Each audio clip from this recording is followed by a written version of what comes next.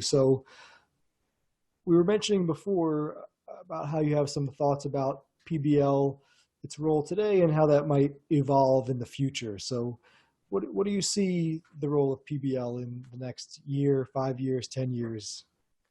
Yeah, I think a lot has changed. So, I think just awareness around project-based learning is a lot bigger than it used to be. It's definitely much, much higher, especially among teachers. Right? Like outside of education, like most people you say project-based learning, they like generally have an idea, like you could figure it out, it's in the name. But they're still just like, I still don't really know what that is. But a lot of teachers these days, they're pretty familiar with the concept, right? Like they might not know exactly how to get started, but at least they know what it is.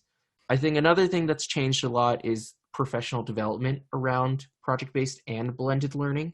There's a lot more of it these days. Like I think Edutopia has a lot to do with that. Teach Thought, Buck Institute, or as they're known as PBL works now. There's even project-based curriculums like Crafted out there.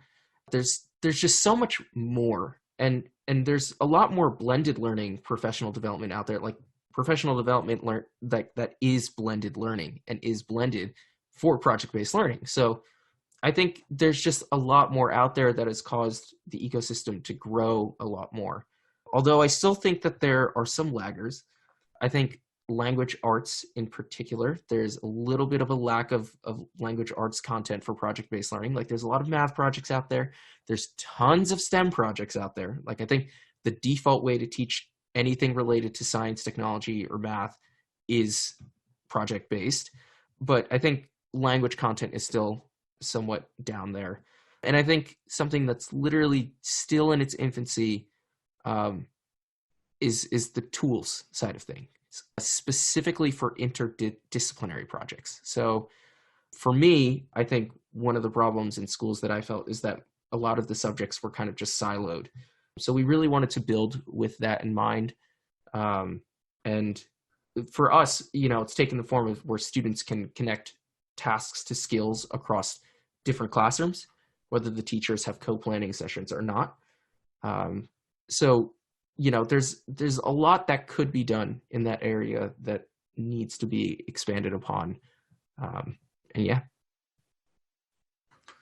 Yeah, I'm wondering if you have any more to say about literacy in PBL and language arts. I'm a English teacher, and I see, after having looked into project-based learning, there is some struggle because in a way it seems like sometimes I think projects are conducive as the final assessment in language arts, but it can be difficult to make the project the learning as in language arts. So what's your take on that? Yeah, I think if you wanted to do a project-based learning unit, or I guess more of a project-based learning curriculum for literacy, you'd probably have to move to more of like the skills-based way of grading. I don't think, like, if you look at like one of the standards, one of the first like sixth grade standards is like compare and contrast the difference between different forms of text and a book. Like, when am I going to do that in my real life? I'm never going to do that. I'm sorry. Like, I watch a lot of movies, I read books, but just don't do that. I'm sorry. So, and also, even if I were to do that, like nobody would care, right? Like, it's just pointless. So I think one of the things that we have to do is just convert those standards to skills, such as like find ways to communicate a story across multiple mediums, or find ways to, and then you could kind of like build upon that and maybe make like a level 4 of like being able to determine what medium is the best way to communicate something. And then at number 1, it would just be like differentiate the difference between like a story, like a movie and a book, right? And then I think giving students the ability to work on projects and then find where they can meet that's kind of the way to do it. Mm-hmm. Mm-hmm.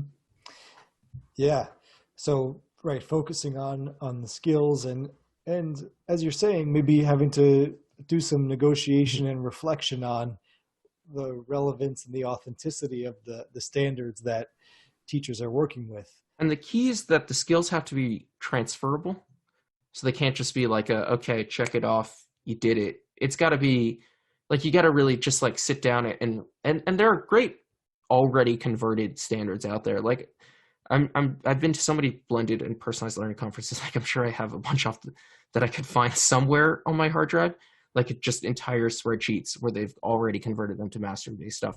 Or, a lot of teachers will just do it themselves per unit too. So, yeah. Mm-hmm. Mm-hmm.